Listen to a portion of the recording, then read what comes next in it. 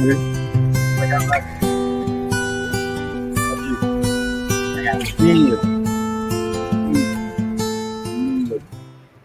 I don't know what rights you have.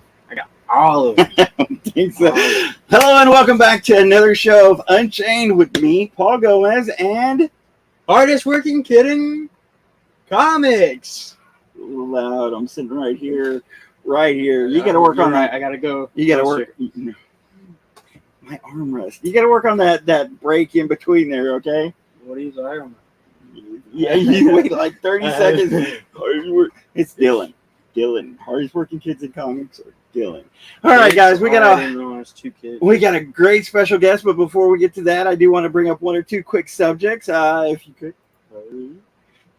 There is a GoFundMe going on for a friend of the channels. This is Jen. She is actually a reviewer of comics, and she's got a channel herself. It goes by Comics Will Break My Heart. And she has been a special guest and co-host on one of our favorite channels, which is Comics by Bueller. And just like all of us, we all hit a hard time in our life, and she's part of the comic community, so I definitely hope you at least take a look. It doesn't cost a penny to share. If you do have an extra cent or two, hey, it goes a long way, and we appreciate that. Having said that, I do want to go into two of our friends that are starting campaigns this week. I think you get it. And this one is by Lori. Come on. What was I saying? We went over this like 10 times before the show. This is great. Come on. You can say it. Say it's Lori in the Ghetto. No, Lori Calcaterra. She's got Path of the Pale Rider on Kickstarter right now. That's volume 4. You can get issues 1 through 4 on this campaign, so definitely check that out. Uh-oh. And one last campaign that we're going to talk about real fast. This is starting today. This is Bigfoot Knows Karate. And again, this is a friend of the channel. This is Dan Price. He's a great guy. Could you actually say his name? Yeah, I could have. He's been waiting to say Dan's name. I could say his name. Yeah, his name I could say. But his Kickstarter is starting tonight. And I hope you're not watching his live launch, because I hope you're watching us. Yeah. But then again, go watch his live launch after our show. Anyway, we have the one, the only amazing guest, Charles. All right, kiddo. Say it with me. Calcaterra. Calcaterra. You know, I had a way of memorizing it. He said it 10 times before. I had him practice it before the show. So I had a way of memorizing it. I just forgot, and it was cow gonna tear you. Cow gonna what? Gonna tear you. Yeah, I'm gonna let her know that. You know, Lori. Yeah, I know Lori. She's actually going to be coming and hanging out at the shop this Saturday with us. That's awesome. To celebrate her new launch, and hopefully she's got some copies of 1 through 3 that we can put on the wall at the shop, because Path of Tail Rider is a really fun book. It's really It's a really fun book. And if usually we start the show off by talking about our sponsor, which again, Charles definitely knows. And I'd like to point out who's wearing a shirt and who's not. Reasons. Who's Reasons. not? Don't worry. I've got a teenage son also. They don't know how to do laundry on their own. No. So, because he's wearing that shirt, that means I should get the hoodie. That's right. We've been talking about the hoodie ever since. Because he has his shirt. I ain't got nothing.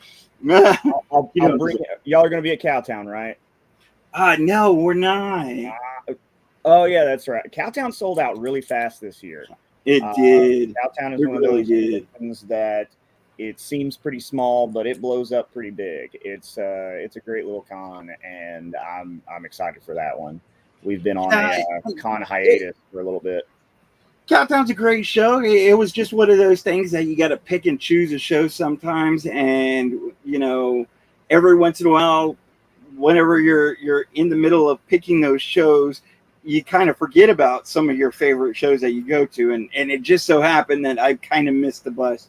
But Cowtown's a great show. We're actually trying to talk to some of those guys to see if they get on our show to kind of promote it. But yeah, that's going to be a great show in 2 weeks, I believe. 2 weeks. I have no clue. Yep, it's next weekend. Like Yeah. not this coming weekend, but the following weekend. So Yeah, and it's going to be a great show. Mr. Ben Dunn's going to be there. Lori Calcaterra is going to be there. You know, there's going to be a whole bunch of. I think great, the amazing big headliner is going to be Cullen Bunn. So if you like your horror books, Cullen Bunn's done some really great things. I enjoy a lot of his stuff, so I'm excited to since me and Chris are buddy. I'm going to see if we can hang out with Cullen a little bit this weekend. Yeah. But yeah, no, I'm excited for it. I always enjoy that convention because it is more of an intimate, smaller convention, but it's still super great convention. Like, yes, yes, and conventions and Cowtown's just getting bigger. I think it won't surprise me if this next year they have to go with a bigger venue because last year was busting at the seams, and I know this year sold out super fast. Not customer tickets, vendor tickets. All the vendor tickets sold out real fast. It was sold out months ago. I mean, I've had conventions where I can get into a convention a week before it happens, and this one it was sold out 8 months ago. Yeah, and that's kind of the. Sometimes it's harder to, like I said, keep track of what conventions you're getting to. Some of them sell out like months and months ahead of time, which Cowtown does, and like I say, we've got a lot of friends that are going to be there. Steve Garcia is going to be there. He's from the cartoon that he does. Iron Giant. He does anime for Iron Giant, and then Zach's going to be there, and you know it's going to be a great show. We're kind of upset that we missed getting a table. We might show up just to swing by and say hi to a lot of our friends, but yeah, we can't say. I might have a pass or two. I can toss you so you can. Hey, we appreciate it. I've got a few of them hiding on my desk still. So that'd be awesome.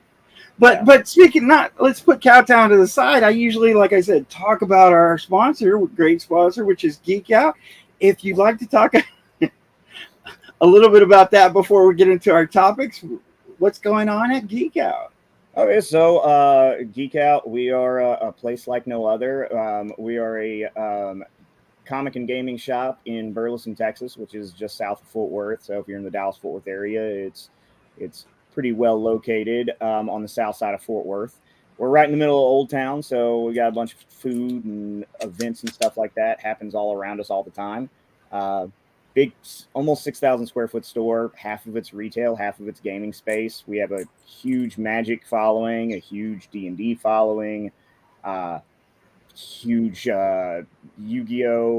We're in the process. We're an OTS for Yu-Gi-Oh! We're an organized play store for Lorcana, which we're in the process of getting that started up. We've neglected that a little bit because of supply and demand. There's nothing worse than saying, hey, come play this new great game. And no, I don't have any to sell you. But Ravensburger has been solving that or is going to be solving that very soon. But we have a great time at our location in Burleson, and we recently signed papers. We signed papers about a month ago for our second location in Mansfield. We're in the process of building that out right now. We had our floors installed this week, so nice, bright hardwood floors put in. Simulated hardwood. Real hardwood's expensive. Right. Well, whenever you have it, and it's a 4,500 square foot shop, so 4,500 square feet of flooring is expensive no matter what. That's going to be awesome. But we're building furniture, and they're finishing all of the electrical this week, hopefully. So tentatively, once our electrician is done with his part, we'll announce our official dates. But tentatively, we're going to have a soft open on October 12th, which is a Thursday. So we'll have that weekend to kind of make sure that everything's working properly. And then we will have a big, huge grand opening party November 4th. Again, tentatively, but that's pretty solid. That's pretty. The 12th is questionable. The 4th for the grand opening party is pretty much set in stone. Where Mr. Paul is going to be there with his comics. Lori is more than likely going to be there. I'm working on getting Chris and some of his other friends out there too. So we're going to have a bunch of the local artists, maybe a couple of bigger names that I'm trying to wink, wink, nudge, nudge, work my magic with.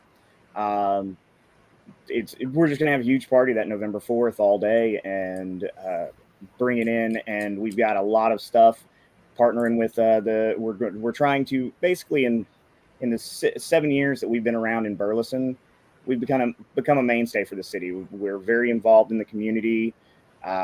We make sure that we make sure that Burleson loves us and we love Burleson. And I mean, shoot, they put us in their tourism video that they just dropped on all of their channels, and we're hoping to do the same thing with Mansfield. So there's a few partnerships going on in Mansfield that we're working through right now, that as soon as they're official, we'll be making those announcements that are also pretty exciting, just to kind of show that we really want to get a foothold there in Mansfield. And we plan on the new store is going to be very similar to the current store in its layout. We're changing the layout just a little bit just because of the shape of the store, but it's going to be half retail, half gaming. Our focus is on being a safe, fun place for everybody to come in, play games with their friends, old and new, and we're just making sure that it's going to be the best place in the Southern Metroplex to go. And since it's in Mansfield, which is right outside of Arlington, it's much more centrally located. So a lot of our fans because we have a few people that will drive down from Dallas, they can shave about 30 minutes off of their drive. So we're very centrally located, and it's going to be very centrally located. It's right over there. If you're from the area, it's about a block from Sam's. It's across from the Tractor Supply Company. If you follow us on social media, you can see all of the updates and all of the build out as we're doing it, and have all the official addresses and all that there. So that's great. I mean, it's an amazing thing to hear. You know, I always tell my viewers, I'm like, you know, the DFW Metroplex has y'all right outside, which is at Burleson. And if you go to any comic book store, if you're going to play any card games, if you're going to look for statues or whatnot, Geek Out is one of the biggest stores in the Metroplex. If you're not going to go there every week, we can understand that it might be a little far, but you have to go there at least once to experience it, because it is, like I said, probably one of the biggest, if not the biggest. So I will say in that we've compared ourselves to a few different stores, just compare and contrast. And honestly, whenever it comes to the whole field of comics and gaming and stuff like that, we just want the community to grow and get bigger and bigger. So we don't really consider anybody else competition. But in the terms of competition, Madness up in, I think, Plano is a little bit bigger than us, but right. We have a slightly larger play space than they do, but they have a little bit better variety of product. They're a great store. They're an hour and 20 minutes away from us, so it's not like we're challenging anybody. They're awesome up there. Their owner's great. And the thing about it is, you know, like one LCS is a little bit different than the others. I always say, man, if you're into comics, if you're into card gaming, go check out the stores, because you might like one store a little bit more than the other. And Geek Out is definitely one to behold. Like I tell everybody, if you're not going to go there all the time, at least go there once, because you have to see this store. I think appreciate that. You know, I really do appreciate that. And that's kind of how we designed the store, and how we really wanted it to be. It was just a place that's just unique. And on top of that, like, service is one of our number one things. Everybody on our team, we might not be, I'm a bit of a jack of all trades. I am a comic expert first and foremost in the store, but I'm the chief operating officer for the company now. I've been managing that store for a while, but so much office stuff has to be done that we've curated and built a team where we have experts in everything. We've got Pokemon experts. We've got Magic experts. We've got comic experts. And we try to make it, and we try to staff the store. So if you are interested in something, then you will get all the information you need to get into that. Or if you're already just as big of a geek about it as us, you'll have somebody to talk to that's still on your level. So yeah, and it's great. We have an introductory level employee all the way up to experts on things. Yeah, and I mean, our new it's great just to get the information from y'all, because I mean, some stores might be a little bit lenient on their team or whatnot.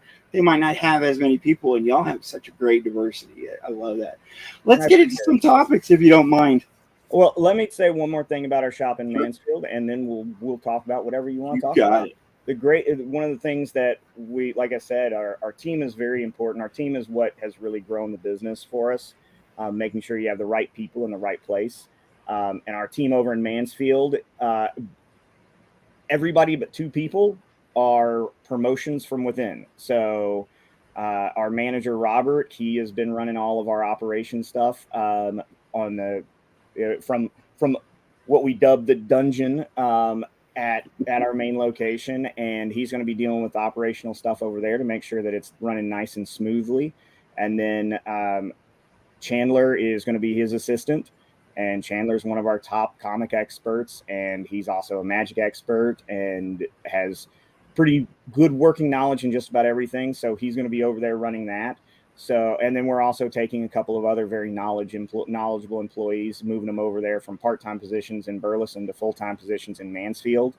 And then we're filling a couple of part-time positions over there with new people, but the new people have been regulars with the store and just as knowledgeable with product as just as anybody that we already have on the staff. And so we're growing our staff, we're developing our staff so that they can grow and move with the company. And the bigger we get, the sky's the limit.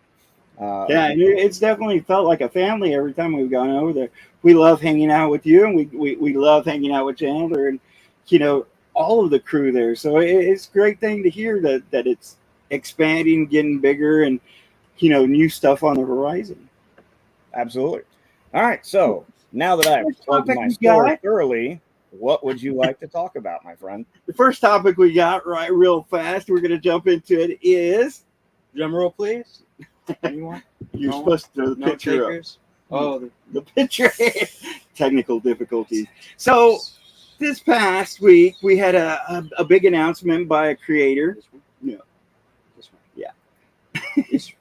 Which was that Fable was going into public domain. Have you heard about this? I did, and as soon as he said that, I was like, great on you for being the artist. Unfortunately, the artist doesn't have any legal leverage to do that. DC almost immediately came out and said, yeah, he doesn't have the right to do that. We own these properties. So Fables is not in public domain. It is still very much our property. And if he doesn't want to play ball with us, then he just doesn't get to write his own property anymore, which is very sad, because Fables is a very fun book. And it's had its up and its downs.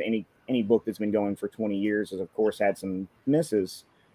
But Fables is a great series. I just hate that the issues that comics had back in the 80s that caused things to happen, like Image, are still very much alive and well for DC and Marvel. And that's rather unfortunate. You would have thought that they would have fixed those things long term. So, do you know what public domain is? Yeah. What is public domain? Anyone can use it. That's right. Anyone can use it. So usually, whenever somebody creates something, it takes a certain amount of time before it goes into public domain. I think it's 20 to 30 years? 70 years after their death. 70 years. It's 30 years after their death, or 70 years after the creation. So, something to that degree. The thing about it is, he said that DC was basically not using it the way he wanted to, or not talking to him about it. Basically, they were doing stuff on their own and pretending like they had control of it when they didn't. And so he was frustrated in his attempts at trying to get on the same page with them. So he was like, you know what? I'm done. Let's just throw it out there and everybody can have it. But Unfortunately, that's not how copyright law that's works. not how it works. I wish it was, but it's not. That's, like I said, that's the reason why companies like Image exist. They're purely creator-owned properties that they just get that extra funding from Image, and they give Image kickbacks. But if they want to go, oh, I don't want, if for some reason we'll just use Robert Kirkman as the best example because he's the biggest name over there right now, him and Todd McFarlane, but Todd McFarlane's not even writing Spawn. He took another break from Spawn. So, but let's just say Kirkman wanted to go self-publish Walking Dead because he's got more money than God now, and he can do that if he wanted to. He can do that because Image has no actual possession of that. Now, Image still does have some, so there's still a gray area in there where they can probably still use his characters and their likenesses. Right. But Kirkman can go do whatever he wants with his products. And that's why they built Image the way they built it, was because of things like you pay me pennies to make you millions, and then you blaspheme my characters and make them do things that I don't like. I mean, it is what it is. Whenever you're writing for a major company, whatever you do is their property. Yeah. And I don't think that they actually have the rights to the characters, but they have the rights to any of the publications and whatnot at the moment. And so because of that, yes and no. So the characters that are in Fables, most of them are from Fables. They are classic characters. That's the reason why Xenoscope gets away with doing all the things that they do with all of their characters. Cinderella is Cinderella. Yeah. The origin of it goes back hundreds of years, and those people have been dead, and that character of Cinderella is in public domain, and you can do whatever you want. However, once you give it that specific character archetype, then it is that version of that character is exclusively the rights of the company who holds it. And because the way DC writes their contracts, Fables, while it has public domain characters, once they become archetyped and once they get their own backstories according to Fables, now DC owns that version. It's the same thing with Winnie the Pooh this last year. Winnie the Pooh with the red shirt and the fat belly hanging out, and oh boy, is Disney's property. Yeah. But Winnie the Pooh, as was originally created, is public domain, and that's why we got Blood and Honey earlier this year. Which, if you like B horror movies, it's worth watching one time, but it doesn't know where it wants to go, so it jumps all over the place. I think whenever you're working with a public domain character, you really have to work, like, kind of go on your tippy toes and kind of walk that line. I know Zorro's a big controversy because there's basically a comic publisher that says they have the rights and don't want anybody else to use it, and kind of go after just about everybody who tries to, even though Zorro is a public domain character. But there are some American mythology has some questionable about. I love some of the American mythology stuff, but I'm pretty sure they're the ones who are Zorro is so inconsistent with them. It's, I don't know. Me personally, I try to stay away from public domain characters because it is that walking on eggshells kind of stuff. That, and I kind of like the originality, but that's just me. Absolutely. And I use Xenoscope as an example because so many of Xenoscope's characters are public domain characters that they've put their own twist on. But so, like, their character of Snow White is very, very unique to them. I mean, honestly, I'm surprised Disney hasn't gone after that, because her costume is very reminiscent of the Disney costume, but it's different enough that you can recognize it, but it's not the same. But you wanted to do a Snow White story, and she's carrying around a certain sword, and she looks like the Xenoscope, and Xenoscope has every right to go after you for using their design of a character. Right. And that's where it's really fuzzy with the public domain. Could the writer of Fables go off and make his own thing and make it very reminiscent of the work that he's already done? Sure, he can. He has that right because public domain. He writes with public domain characters, but If he gets too close to those Disney characters, he's got to kind of watch his. And Disney's going to come after you. And American mythology is not coming after anybody for trying to use Zorro, but DC will indeed come after you if you try to use their properties. Right. Speaking of DC, that leads to the next subject, which I don't know if you've heard about this or not.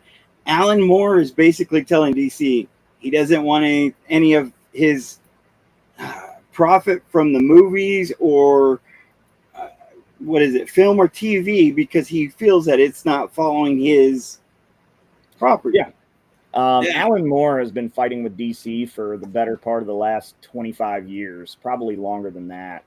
And what really screwed him over, in his opinion, and I think in any Alan Moore fan's opinion, was League of Extraordinary Gentlemen. Right. Such a wonderful concept. Again, public domain characters. Such a wonderful concept. Such a wonderful graphic novel that he wrote in the 90s and maybe the late 80s. Then they put it to film and they just rushed it, and he was angry with that. And honestly, as a comic book reader and as a comic book fan, I was kind of angry. Like, if you have no concept of League of Extraordinary Gentlemen, it's a fine popcorn movie, but it just does the characters so wrong that I don't blame him for that. Again, V for Vendetta. I like the movie. It's a fun Wachowski brother popcorn movie. It's not the book. The book's so much more bleak and so much more just it's so much better. From Hell, another one where I like the movie just fine as a movie, separating it from its source material, but it's not the source material. It's such a bastardization of it. The only thing I think they ever actually did pretty well was Watchmen. I actually think that the Watchmen book is about where the movie, Zack Snyder with his washy out colors is a little bit much, because Watchmen is a very vibrant book. We have my Absolute Edition on the shelf behind me somewhere. And Watchmen is so vibrant that with him muting the colors, it kind of puts a weird tint to it. But the story was spot on. They did a lot of things straight from the book. I understand that, and a lot of people now, you go back and watch it and you're like, well, why did he change the end of it? Well, in 2009, I think it came out. We weren't comic book movies. You got to realize Iron Man had just come out, and we had just started to get comic book accurate things. So we were just starting to accept weird things like Guardian. We hadn't even gotten to Guardians of the Galaxy. So if you would have given us a giant octopus monster at the end of Watchmen, it probably wouldn't. The normies that buy the tickets over and over again, they would have been completely turned off by that, and it would have been, well, that's just dumb. Whereas if you drop Watchmen right now and you switch that atomic blast at the end of the movie to the octopus, we're just going to go, oh, cool. Yep. Giant octopus. That tracks. He kind of more accepting nowadays that everything's coming out. But, it's kind of funny that these two subjects are kind of hitting at the same time, with everybody kind of like piling on DC. Do you think they're having like internal problems? Is that one of the things? I mean, Alan Moore really was upset with all this stuff for a while. But for him to come out right now with it. Yeah, and I would say the fact of, with Alan Moore, like I said, he's been battling with them for so long because he just doesn't like what they do with his characters. I mean, I don't even want to, like, I would love to be a fly on the wall and watch him read Doomsday Clock and lose his mind, because that is almost universally hate. I also have an Absolute Edition of that because Absolute Editions, and it matched the. But I collect Absolute Editions. It's a problem. It's an addiction. But like Doomsday Clock tore up his character so bad. Whenever the movie hit big and they did Before Watchmen, the Rorschach story was okay and the rest of it was terrible. The only thing that has touched Watchmen as the only thing that Alan Moore created that we have revisited that was actually good was when Tom King did a Rorschach comic a few years ago, which was excellent. Otherwise, but whenever it comes to DC, the problem with DC is they've gone through so many leadership changes above them. Because you got to realize that Warner Brothers owns DC, and then they went through the whole Discovery debacle. And well, AT&T owned them, and AT&T was mad that they weren't making money. So there was a point a couple of years ago where we didn't even have, as a comic shop, we only had three. Like normally, we can order things 3 months out is whenever we start to see things. We stopped getting a lot of DC books orderable because AT&T hadn't greenlit DC to even print them. Luckily, AT&T dumped DC and Warner Brothers, and Discovery bought them, and they greenlit a lot of stuff, and they tried to put a lot of money in revamping in the brand and saying, hey, people are coming to comic shops and people are buying these. And so a lot of stuff that had been paused got greenlit again, and COVID and all of that jazz, and just consistently reselling the company, the parent company, that you don't know where to put your faith in anything in DC, honestly. And then whenever the Diamond split happened, which for people who don't know who are watching this, Diamond Distributors for 38 years, all the way up until COVID, was pretty much the only distributor for comics since the early 1980s. Every single comic shop across the country used Diamond Comics to get all their comics from DC, Marvel, Image, Malibu, Dark Horse. Pick a random company, and everybody had to get everything from Diamond. Well, with COVID happening and Diamond not being able to meet the obligations to DC and Marvel decided they wanted to go join forces with Penguin Random House, which has been very good. And DC decided they wanted to start their own thing and do Lunar distribution. And Lunar is actually one of the best distribution companies. Like one of the retailer groups that I'm part of, we do an annual survey, and since Lunar has started, it's been the number one distribution company across the country for comic shops, because they saw everything that Diamond did poorly and they fixed it. But whenever they did that, they also shifted their new comic day from Wednesday to Tuesday, which made almost everybody mad,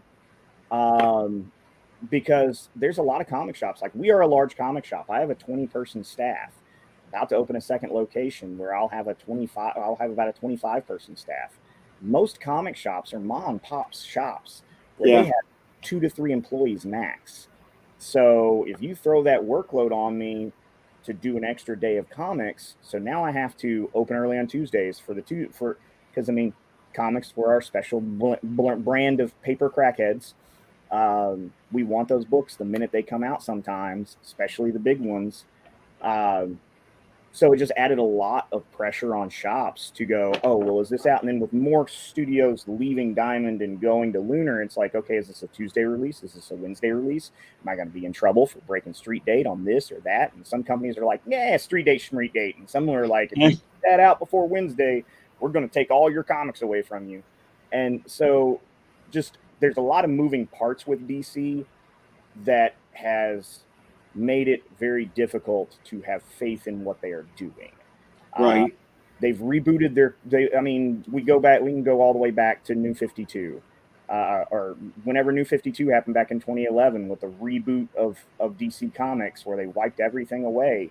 I mean, it lasted only 2 years before we had to do Rebirth, and that barely lasted. And now we're in Dawn of DC, and it's just so much going on that it's very hard to have faith in what they're doing there. And then whenever you have legacy writers like Alan Moore with their properties that they are very, very protective of and they love, but unfortunately they signed a shit contract 30 plus years ago, they have no control over their own properties. So the fact that Alan Moore, I'm just glad he has enough money to go, I don't want your money anymore. Well, yeah, I mean, he's Alan Moore, but he kind of blames more the creators than he does DC. I mean, he says that he himself opened up a door doing Watchmen, and that a lot of the creators are like, hey, he made these superheroes dark, so we should make every superhero dark. So he I think he was kind of more upset at that, and then the fact that DC allowed it, kind of thing. But Well, I mean, it's hard to say. I won't dispute that, but Watchmen was a narrative on the state of superheroes. It wasn't just the political piece that it was. Watchmen has a much different vibe for somebody like our age than it does for your son's age. Right. Because we probably remember things like the Cold War. Like, I'm just barely not old enough to remember things like Nixon and all of that, but it's all of the things that are in Watchmen that click for people my age don't click for people your son's age. So all they see is this bright, vibrant, but depressing story that has a bad ending. Well, it has a good ending, but bad things had to happen to get that ending. Exactly. And it's one of those things where a lot of people don't understand a lot of the context for it. So now they're just like, oh, dark and broody, bad thing. Because they look back and they go, oh, well, Frank Miller's Dark Knight and Alan Moore's Watchmen were the two most successful things of the 80s. And we're just beating everything from the 80s into the ground at this point. So that's the vibe we should stick with. And Man of Steel was a blockbuster success. Even though most fans didn't really care for it because it wasn't Happy Superman, because we wanted Happy Superman. It's another movie where I'm like, it's a fine popcorn movie, but I wanted to see one more shot with Henry Cavill to get to be Happy Superman instead of spending all of his movies being Brooding Superman. And Brooding Superman happens. It's a character. Yeah. I mean, it's good to visit, but I wouldn't want to live there. You don't live there. You go there to visit, and Batman humanizes him. Batman's brooding enough for everybody. Yes, yeah, no, I think that the fact that the dark and brooding stuff got so popular that that they're just consistently leaving that dark and brooding stuff going, and they're not lightening it up. They're not bringing that happy stuff. That leads to the next subject, really, because I mean, a friend of mine was saying that this is a time that this movie has gotten so big because it wasn't dark and because it wasn't brooding and because it wasn't aimed towards guys. Have you heard of Barbie overtaking Avengers? I didn't see that it overtook Avengers, but I did sit down and watch Barbie with my wife last night. Nice. Okay, so the first Avengers, that makes sense. Yes. It's not as great as it is. It'd be pretty hard to touch Endgame or any of that, because that's way up. But the fact that it beat the regular Avengers, that doesn't surprise me. So, it was over one of the other two Avengers. I forget if it was Endgame or Infinity War. Probably Infinity War. Endgame was the number one grossing movie of all time for a while. Yeah, there was only 5 other movies that were ahead of it, and I think one of them was like Avatar, the newest Avatar. Mm-hmm. One of them was one of the Avengers, and I forget what the other 3. But the fact that it overpassed the Avengers itself is huge. I mean, it overpassed Harry Potter. It just shows. So, like I said, I watched that movie last night with my wife, and I thought it's definitely not targeted at me or you. That's not the point of that movie. It's targeted at you. But it is a brilliant movie, and it does point out just the way the world works, and it's a very uplifting, happy movie, and it reinforces that anybody can be anything, but it also tells you that the world does everything it can to keep that from happening. It's a beautiful film. Like, honestly, it's probably one of the best movies I've seen this year, hands down. I know that I'm not the target audience, but it doesn't mean that I don't appreciate that movie and what it's doing. And the box office on it shows, because if you watch it, like, you think a Barbie movie, a toy movie, is going to be a family-friendly kid movie. It's family-friendly enough. Most of the dirty jokes and stuff sail right over youngsters' heads. There are some very funny ones that just like a lot of cartoons do nowadays. I mean, they have a lot of innuendos in there, even back when. So that's not a problem. I would tell you the Bright and Shiny, I wouldn't have a problem showing it to kids. I don't think that it's a problem to show to kids. I think young girls should see that movie. But it's not even targeted at them. It is targeted at grown women that nostalgia for women. It is nostalgia bait to a point, but it's nostalgia bait is where it grabs you. The purpose and point of the movie. Have you seen it yet? No. The purpose and the point of the movie is the world we live in. It is, for a bright movie, it's kind of dark. And once you see what's happening and like some of the monologues that are in it and just pointing out the way that we treat women in society is very much the point of the movie. But at the same time, you don't have to be held down by those by that.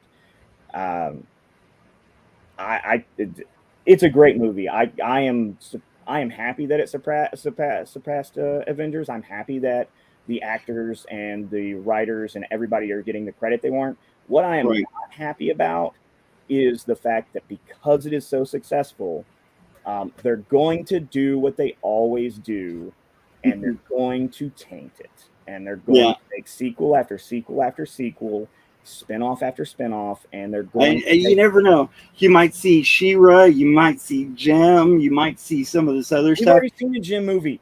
They've done a Gem movie. It was they might do it again. 4 days in the theater, and they pulled it. They might do it again. Well, and the funny thing that gets me the most is this. It just passed the Avenger movie, right? Mm-hmm. But it's also selling like on streams. Yeah. So the funny thing is it's still making money at the theaters, even though people can stream it if they want. Yeah. And it's still making good money. It's still like overpassing it past Gran Turismo and Blue Beetle, and it passed all these other ones. Well, I won't be. I'm not surprised about Blue Beetle. I haven't watched Blue Beetle yet. I plan on watching it tonight or tomorrow. But the problem with Blue Beetle and the problem with they just dropped this Aquaman trailer, they don't matter. That's the problem. Is that your hardcore Blue Beetle fans, your people who want to see, and I want to see Blue Beetle on the screen. I love that iteration. I love the Jaime Reyes character. I want to watch it. I can't wait to see it. I've just been super busy trying to put together a second store that I haven't really got a chance to go to the movies. But they've already told us that the Snyderverse is dead. Yes. And this was a Snyderverse created film. Now they have come out, James Gunn did come out and say that he walked it back. Character exists. Like Blue Beetle, that character and that actor exist, but the events of the movie are loose canon. They're not there. We'll see him again, but it's not going to be the same way we saw him this time. But we already know, like Aquaman this Christmas, there's no reason to watch that. I mean, they've already said that Jason Momoa's not Aquaman past this movie. He's hinted at the fact that he's all but said, hey, I've already talked to James Gunn. I'm Lobo moving forward.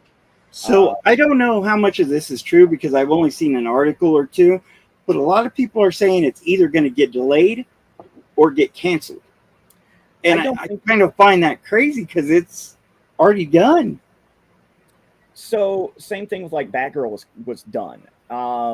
It goes into the issue of tax write-offs. I don't think. Well, they're also saying that some of the screening tests came back and they were really bad. They're bad. Oh, and yeah, I don't know. And they're not worried about putting. All they're going to do is they're going to decrease that advertising budget. They're going to throw it out just so that they can. They're going to take the loss on the movie and they're going to freaking use it as a tax write-off. I don't think Aquaman's actually going to get canceled, but it's not going to get the fanfare that that you would expect a D movie. No, I agree. Really the only thing to look forward to. Yeah. Oh, he's going. Yeah, I think he's freezing.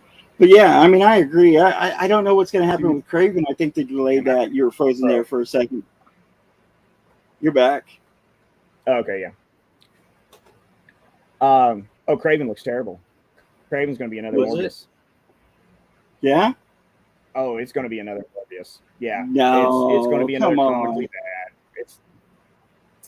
It has What some I cool tell you, elements. Jeff, I'm willing to what take I the bet. tell you. I'm willing to What take the I bet. tell I you. think Craven's going to surprise a lot of people. Sony's so just all over the place. Have you seen the commercials? Have you seen the trailers?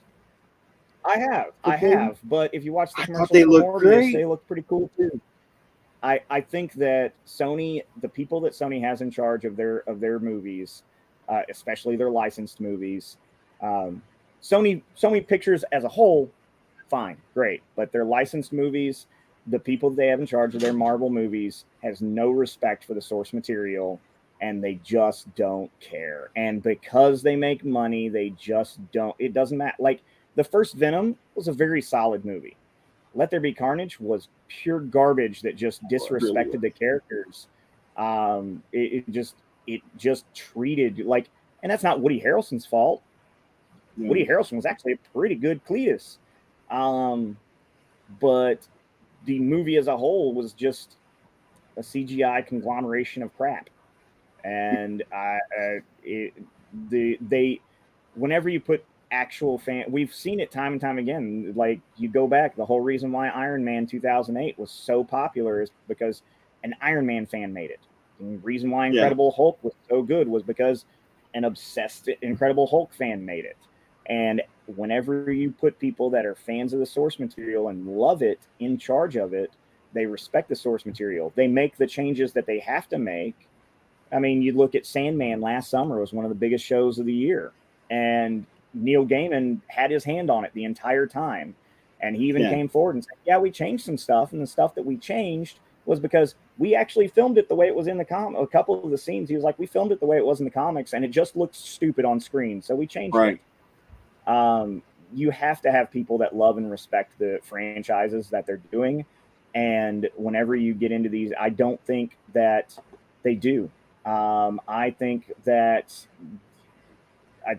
a lot of the DC films in the Snyderverse were made by people that just don't love or understand the characters, and that's the difference between the MCU and the DCEU, and that's the difference that we get. I don't know if I'm out on a ledge here, but I think Craven's going to surprise some people. I could be wrong. It does. I hope it does. Like, I hope it surprises people. I hope that it's better than expected. I'm expecting Blue Beetle wasn't going to do that well. And Blue Beetle, it was a good movie, though. I'm sure it's a great movie. I can't wait to see. Everybody that I know that's seen it really loved it, but there was no reason to, because the people who don't know about or care, the whole reason why every Marvel movie capitalized on every Marvel movie was because every movie mattered. Nobody would have watched an Ant-Man movie if we didn't think that it mattered towards the next Avengers movie. And I think the Marvels came pretty good, and it was wonderful. And you put people in charge of it that love the subject matter. And whenever it comes to DC, they got away from that pretty quick. Zack Snyder, I love a lot of Zack Snyder movies. He doesn't understand the source material, but he makes a great blockbuster. He can make very good set pieces and very good action sequences, but he didn't understand the characters he was attacking. And that's why I'm looking forward to Guns versions and stuff, because I mean he did great with Guardians of the Galaxy. I mean, and I'll tell you, as a comic reader of 40 years and retailer of almost a decade, nobody gave two shits about Guardians of the Galaxy before that movie, and now it's a top seller because James Gunn made us care about those characters. And I think that because James Gunn is a goofy little nerd first and foremost, that he's going to sit there and he's going to he has the right people in charge of the right projects. Like Patty Jenkins being in charge of Wonder Woman whenever she did it. The first movie was great. The first movie was that gave you all of that Wonder Woman goodness that you need, that why women look up to her and everything. And then the second movie, she shit on it. But anyway, yeah. But a lot of that was a lot of that was studio interference. A lot of that was we wanted people don't. A lot of the studios don't give the credit to the different demographics that they just target for the. And it's funny that the number one target demographic for a lot of these companies is 18 to 34-year-old males, because we spend the most money on stuff because we're stupid, and we get quickly distracted by things. Right. That's why we bounce around. We bounce around from different subjects. Well, I say we. I haven't been in that demographic in a while, but Yeah, right. that's their target demographic, because they're constantly spending money on new things. Whereas stereotypically in market research, people care more about individuals outside of that, care more about specific things that are relating to them. And while that demographic may not numerically be as large, they're just as passionate about things. So whenever you have a movie like Wonder Woman come out and it's actually a good film and it actually grabs the character the way it should, they come out in droves. And everybody goes see it because it's a superhero movie. And then all the women go see it because it's an empowering movie. In your target audiences. That's not saying, I mean, we have almost as many female subscribers to comics as we do males in our store, and we have a growing female population that plays Magic and all of that. Nerds aren't just dudes. That's the thing. Right. And that's the thing that a lot of these big studios won't target. That's the reason why you see very few minorities in comics as major things, because the rich old guys still think that minority means that they don't make up enough of the population to make money. And that's also not true. A good character is a good character. It doesn't matter what their race is, but whenever you actually give somebody representation, they will come out in droves just to see it. I'm super excited that I love Steve Rogers. Captain America is one of my favorite characters, but I love Sam Wilson as Captain America. I'm glad he's Captain America at this point. What they did is amazing, and everybody who likes to go on their they got woke tangent. Have you never read Captain America? Captain America has been woke since the 1940s. I love seeing representation. I love the fact that they went with Jaime Reyes instead of I forget the old white guy's Blue Beetle's name, because it gets you a new demographic. It gets you a new target audience. It gets you representation of people who need to be represented. I think the older one should have been better. It would have been better with the older Blue Beetle. I think that's my personal opinion. I would have been fine if the Snyderverse didn't die. I would have liked to have seen the original Blue Beetle and then passing the mantle. I like that in terms of comics, but I mean, he doesn't even really pass the mantle. We can get into the history of Blue Beetle, but they're two physically different characters that can cohabitate at the same time because they got the powers different. They're just called the same thing, but it's very much. I like that we're seeing things. I like the fact that we're getting a Supergirl Woman of Tomorrow movie, and that was one of the first things James Gunn's giving us. I'm excited that we're going to get that. Barbie just shows that if you properly represent the demographics that don't get enough recognition, that you will make money and the people will appreciate it. Now, and they should have learned that. They should have learned that with Miss Marvel and Wonder Woman whenever it came out. Well, the problem with don't think they've done it right since. Miss Marvel, we all went to see Miss Marvel because it was very important to seeing Infinity War or Endgame. And I enjoyed Miss Marvel. I thought it was great. A lot of people review bombed it, so a lot of people didn't go see it. I thought it was a very solid, very good representation of the character. It does go back to the point of I like my legacy characters because I'm an old man, so I would have liked to see the mantle be passed. So I would have liked to see Marvel proper and then see it passed down to Carol Danvers. But you know what? Just dropping it with Carol Danvers, it wasn't a bad movie. It had a very good way of doing it. I enjoyed it. The first Wonder Woman, like I said, was a very good representation. we see these great girl power movies come out, and we see these great movies represented that doesn't normally get represented in nerd culture, and we see them when they're good, they're huge. When they're bad, everybody lets you know about it, and it never goes away. I mean, we can look at right now what's going on in Star Wars. Everybody shits on Rey. Everybody shits on 7, 8, and 9. And I will say I enjoyed 7. 8 was good for what it was, and 9 was just a fan service mishmash mess. But whenever you come down to, and so a lot of people crapped on, well, Star Wars fans aren't supporting the women characters, and that's why they hate Rey. No, it was an inconsistent writing. You had 3 different people trying to write 2 different people trying to write 3 different stories. But Ahsoka's a damn masterpiece. If you're not watching Ahsoka, it's beautiful. Last week's episode is probably the best piece of Star Wars we've gotten since Obi-Wan and Anakin fought on Mustafar.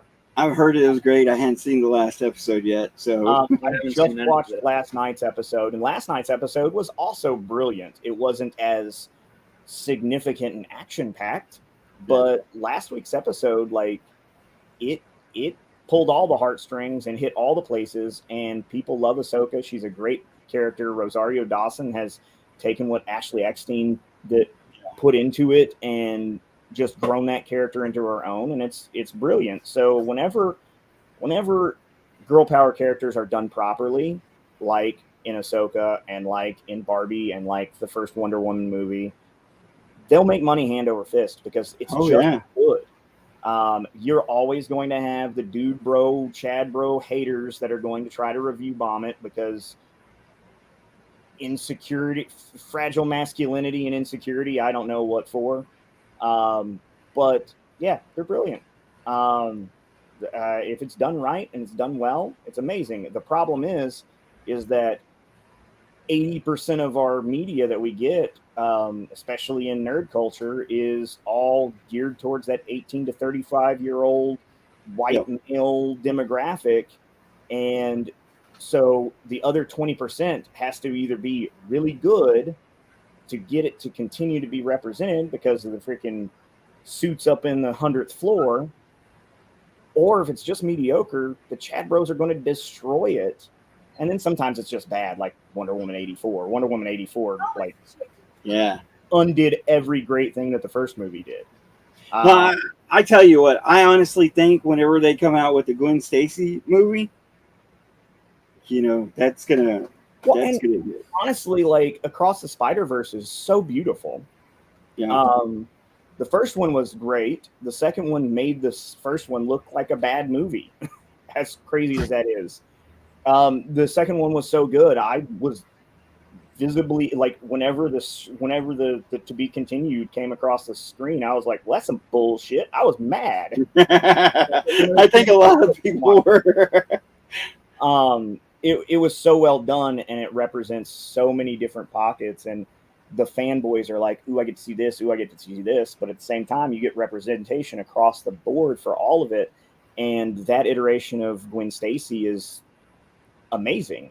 And I don't feel that we need a live action Gwen Stacy movie right now because it's just going to be stepping on the toes of what Oh, he's frozen. And then I agree. It probably would step on the toes. I think it will come though, and I think it'll hit pretty big. I could be wrong though. I think that if it's well done, and this goes back to everything else, if it's well done, then it will grow the character like it should. However, with Sony Pictures having the license to that character, they're going to put somebody in charge of it that doesn't appreciate the character and represent them properly. And that's the problem with Sony Marvel movies, is that they don't put people in charge that appreciate the character. Hopefully it comes out good. We're hitting the 1 hour mark. Thank you for stopping by. This is what I do. This is my favorite. I can rant all day about this stuff. And right, I could talk about comics all day myself. We even forgot a subject, but we'll get to that some other time. Is there anything that you would like to say before we go? No, what was the other subject? What did we miss? That last subject was, what should a creator expect from a publisher? Me being a new kind of a creator that's out on the field, I'm hitting my 2-year mark. There's been a lot of questions of, what do you expect from a publisher? There's a lot of creators that expect once they get a publisher, they can sit back and just let the publisher do everything. I've always thought that a publisher should match your speed. And I guess maybe I'm running a little too fast for anyone to match my speed, but I hadn't really seen that much from publishers. So I'm like wondering, what should be expected from a publisher? What should be so in my dealings with all the independent guys that I've talked to, and even some of the big guys that I've talked to, because I've had sit downs with some major writers that are out there right now. Your expectation of publishers is the same thing with the people who make the money, make the movies. You're not. There's a reason why Alan Moore's been in this battle for the last 30 years. Because the publishers in general, especially the ones that don't give you the opportunity to own your product, they will bleed you dry, and they will, whatever's good for them is all that matters. They don't care what's good for the character. They don't care what's good for the writer. They don't care what's good for anything. They care what will move books, or what. And that's the fun thing, because you know me. I've been out there hustling, kind of putting my feet on the ground, going to conventions, going to bookstores, and I've been with a few publishers myself, and I tell these guys, hey, give me some of your material. Give me some stuff to advertise you. I've had some bookstores that said, what else does your publisher create? And I'm like, I don't have anything because my publisher's never given me anything. So it's kind of like, why be with them if they're not doing anything for me? And then, should I be pushing them when I don't feel like they're pushing me?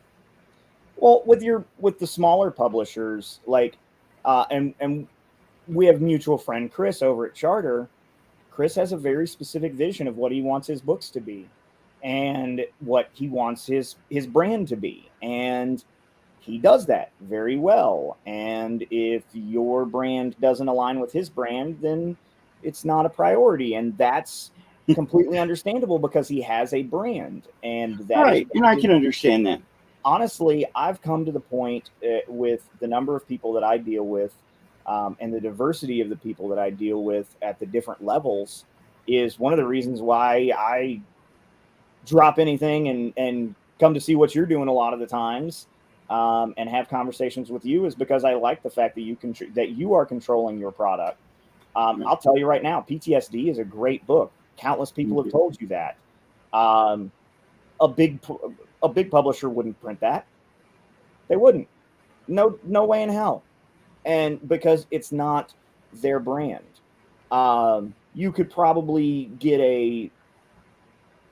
maybe Boom would publish it, but that would be the biggest publisher that would touch that would touch PTSD, and it's a brilliant book. So the fact that you control your product is very commendable. And like, I see things like, I love Path of the Pale Rider. I think it's great. It's a lot of fun. The big boys would edit the shit out of it and tear it apart. Yeah. Because there's just things. Now, like I said, I love Path of the Pale Rider. It's a great story. I can see where Lori's going with it. Right. We need a quarterly issue at least, because she plays with flashbacks a lot. So right. It does a bunch of time jumps. Whenever that first graphic novel comes out, it's going to be excellent, and that thing will fly. Like, that's the thing, is whenever you have people that own their product and they work as conglomerates with other people, with the smaller publishers, or even create their own publishing groups like Charter, That's great because people own their stuff and they can control their stuff. And sometimes the big boys get out of control with how they want to control characters and how they want to control development and how they want to control pacing, because that's their business. And sometimes whenever they have the right people in the right positions, it works. And then whenever they don't have the right people in those positions, they ruin entire franchises, which Right. we've. And so if you want to know from a retailer's point, who's talked to a lot of people from you all the way up to people like Josh Williamson, I didn't mean to name drop, but that's the publishers will do what they want with your product, and I can understand that. Ragged, and they will not even run you ragged. They will put unreal expectations upon your materials. So, yeah, I'm sorry, man. No, it's okay. He's dealing with the littler one. It's all right. But yeah, I think what you should expect from a publisher is if you are in line and do everything they ask you to do, then they'll advertise you for you and get you in previews, and they'll move your books across the nation. But if you don't see eye to eye with them, then they'll serve their obligation and let you dry out. That's what I've seen with publishers. Well, and like I said, it's kind of hard to be out there as a new creator, and there's so many publishers out there. Some of them don't seem to do much. And it's like, what's the point of being with the publisher if they're not going to do anything for you? Yeah. Man, so I mean, I don't know. You know, it's kind of a coin flip. Would you rather be out on your own? Would you rather? Me personally, I'd rather be part of a group. Charter Comics was a great group, an amazing group. You know, kind of, you had a problem, you could go to one person or another and find that answer, kind of thing. But out there's publishers that kind of take you on board, and you just don't know what they're doing at all. And a lot of the indie creators. Yeah, a lot of some of the smaller publishing companies, and some of the smaller publishing companies are great, and some of them, I don't know what they're doing over there because it is what it is. Right. We are in a bit of a nice kind of age for comics because there's so much out there, and there are so many people that have been disenfranchised by Marvel and DC, or just intimidated by, this is issue 1346 of Detective Comics, that they or the 300th number one. Like this week, was it for like 4 number ones? Yeah, well, like Daredevil has rebooted itself 3 times, and it's still Chip Zdarsky. Even like Chip Zdarsky is like out there, like going like, I don't, which I think he finally left Daredevil, but like he has 3 number ones in 2 years. It's like he's like, I don't know why we started back over after I hit issue 12, but we did. He even publicly like said something to that degree. He was like, it's dumb. But it's. I think with some of this, if you can find a good group that's not necessarily, then I think that's a good thing to have for the support and be able to lean on each other and creatively, monetarily.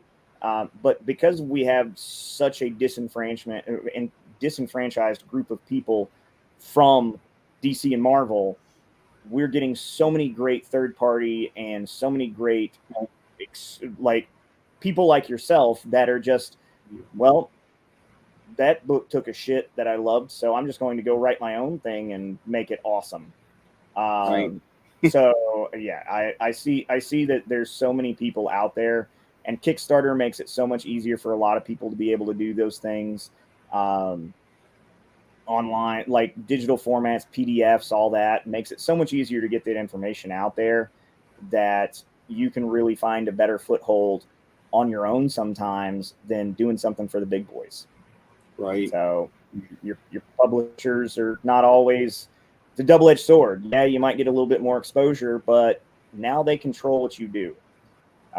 So if you can do it on your own, and you get out there and you pound the pavement, and that's one of the things that I love about you is you get out there, you pound the pavement, and you make sure that things get done, and you show people your stuff.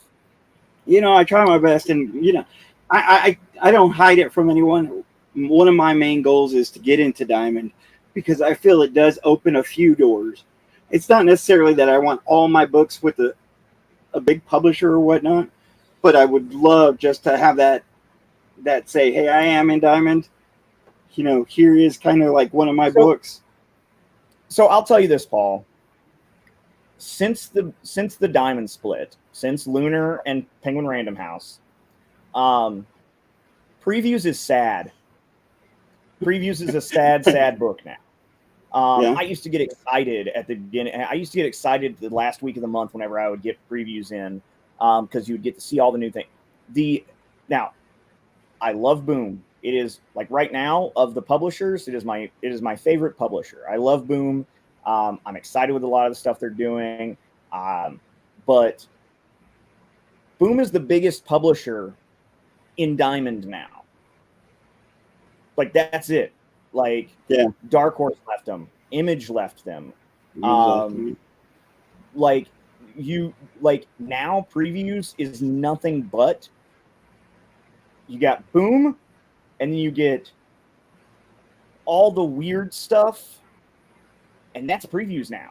Like Previews went from being a big old thick boy that had everything coming out and had synopsises and pictures and everything and just helped you decide what you wanted to get. And Boom has the money because they're a pretty big studio now where they have that.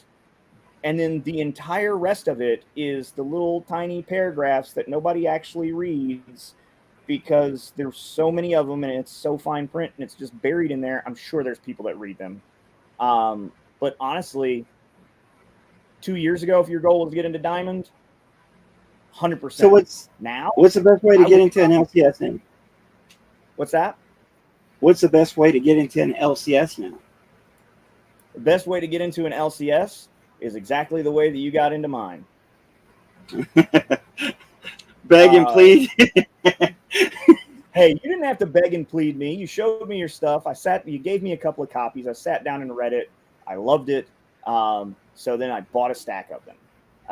And then whenever you showed me the script for Aurora, I turned around and funded it halfway myself. So I 100% would say that Previews is not the way to get into an LCS anymore for the plain simple fact of I know more and more people that are in my positions that don't even read it anymore because it's gotten so just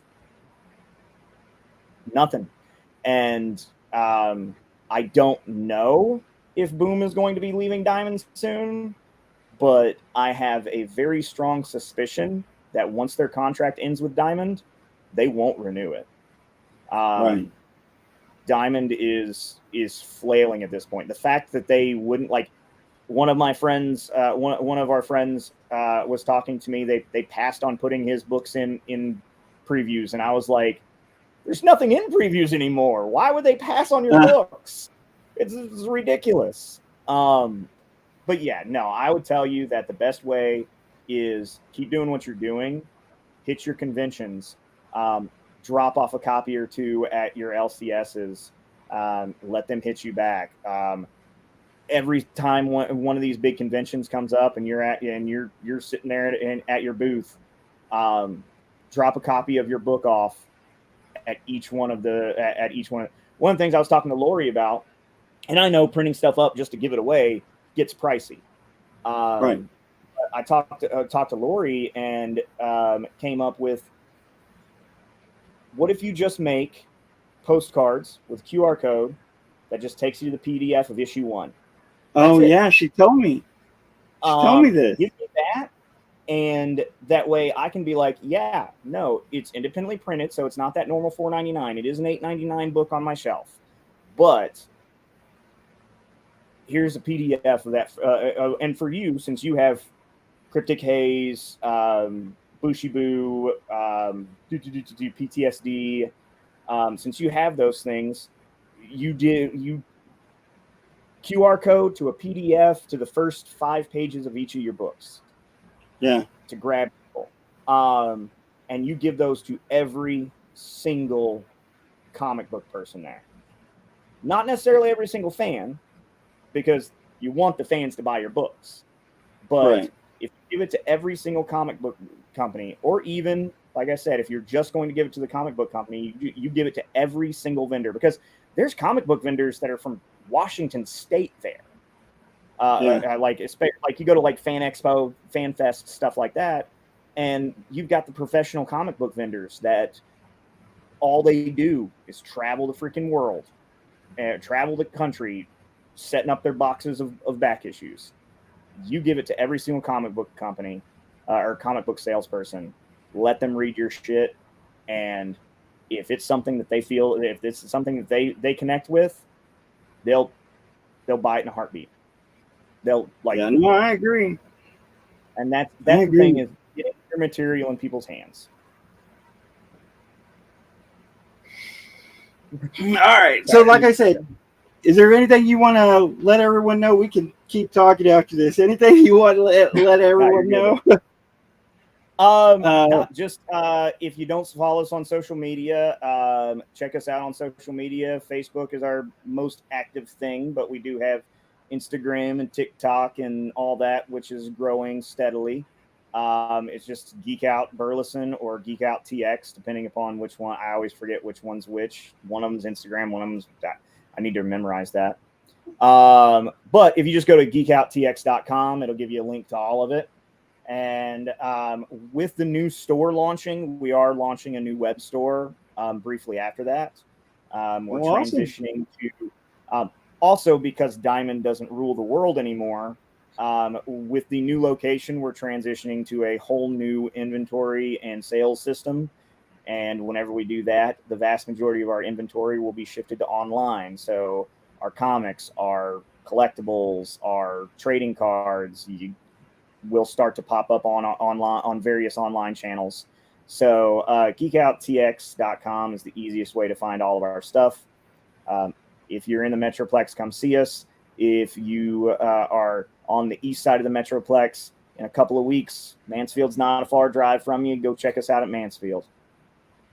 And like I said, appreciate you having me on, man. You know, we can ramble all night. Like I said, if you're a fan of comics, trading cards, D&D, sculptures, any of that such, if you're in the DFW Metroplex, at least drop by once. You will have your breath taken away. If it's not the Doctor Who door walking in, if it's not the sculptures and stuff that they have in, just stop by once. This is Dylan Moore. You got to work on that pitch. And he's got his store on eBay. That's Hardest Working Kid in Comics on eBay. I don't know where that's at. Oh, I'm sorry. You're the one that's supposed to be doing this stuff, not me. And I am Paul Gomez 790. That's Facebook, Instagram, and Twitter. If you have any questions about comic book creation or making comics whatsoever, hit me up on Facebook. That's where I'm at most of the time. If I don't have the answer, I will try to find somebody who does. If you're just having a bad day and you need somebody to talk to, please, just drop me a message. It just takes a second. I don't mind. That, again, is Paul Gomez, Facebook, Instagram, and Twitter, Paul Gomez 790. Have a great week, guys. You gotta go do the... Oh, do the... What is it? Down. See, you're supposed to be doing this. I didn't do it.